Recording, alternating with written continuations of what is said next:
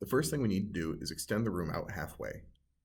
With the room extended, we can place a jack or other stable lifting device beneath the inner tube of the slide to relieve the pressure on the gear pack. With the room now extended and supported, we can remove our cross-shaft bolt with a 7/16 wrench and socket. Place the wrench on one side and use the socket to untighten the bolt. Once it is loose, pull it free and slide back your cross-shaft. With the cross-shaft pulled back, our gear pack is now ready to remove. Loosen and remove the front bolt of the gear pack using a 9/16 socket and wrench to support it. Once you have removed the front bolt, remove the rear one as well. The gear pack should now drop free. Keep in mind when replacing gear packs, we do have a 15 and 18 tooth spur gear. Be sure you are installing the right one.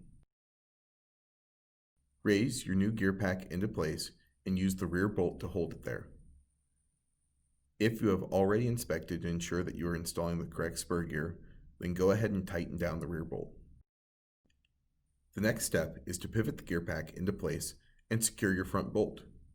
Before you do this, you might wish to double check your timing between the sides of the slide out since you are already in a position to adjust it now. Once you know you are good, make sure your bolts are tight and get ready to move forward to resecuring your cross shaft to the gear pack. If you're having trouble getting the holes aligned, just drop your gear pack down and rotate it until the holes line up. Replace and tighten your front bolt and then go ahead with inserting the cross shaft bolt and tightening it down to resecure your cross shaft to the gear pack. Now that you are done with installation and adjustments, you can go ahead and lower the inner arm back down and test the operation of the slide.